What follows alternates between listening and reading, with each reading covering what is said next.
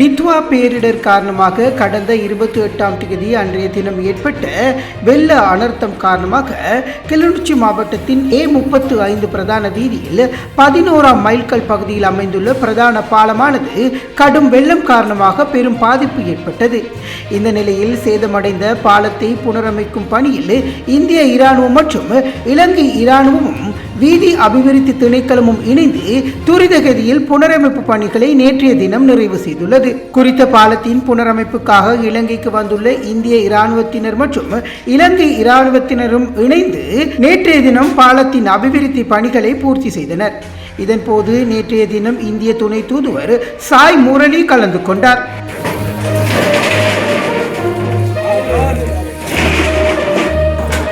வணக்கம்.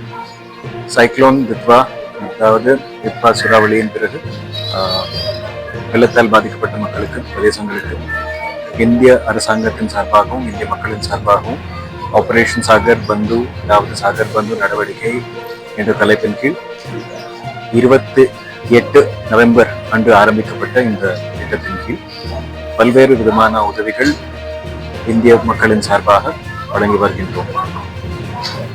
அந்த அடிப்படையில் பல்வேறு இந்திய கப்பல்கள், சிறப்பு விமானங்கள், உதவி பொருட்கள், மனிதாபிமான ஒத்துழைப்பு, தேடல் மீட்புக்கான ஒத்துழைப்பு, அத்தியாவசர சிகிச்சைக்கான ஒத்துழைப்பு போன்ற பல்வேறு நடவடிக்கைகள் மேற்கொண்டுள்ளது. குறிப்பா கிளிநொச்சி மாவட்டத்தில் பரந்தன் பிரதேசத்திலே A35 பாதையில் இந்திய இராணுவத்தின் இன்ஜினியர் டாஸ்க் ஃபோர்ஸ் என்ற குழுவினால் பெய்லி பிரிட்ஜ் என்று சொல்லப்படும் பாலம் வேலைகள் கிட்டத்தட்ட முடிந்திருக்கிறது என்று சொல்லலாம். அது மிக விரைவிலே அடுத்த கிழமை ஆரம்பத்திலே மக்களுக்கு வழங்கப்படும் என நம்புகிறேன். அதே நேரம் வடக்கு மாகாணத்தின் நேற்றைய தினம் யாழ்ப்பாணத்தின் ஊர்காவற்துறை மற்றும் தீவகம் பிரதேசத்தில், அதே நேரம் மன்னார் மாவட்டத்திலும் நேற்று, இன்று காலையிலே முல்லைத்தீவு மாவட்டத்திலும், இப்ப கிளிநொச்சி மாவட்டத்திலும் இந்தியாவிலிருந்து வந்திருக்கும் உதவி பொருட்கள் இப்பிரதேச மக்களுக்கு, பாதிக்கப்பட்ட குடும்பங்களுக்கு வழங்க இன்று வருகிறது. நிச்சயமாக அடுத்த கட்டமாக மேலும் உதவிகள் இந்தியாவிலிருந்து வரும். இந்த ஆபரேஷன் சாகர் பந்து என்பது முடியவில்லை.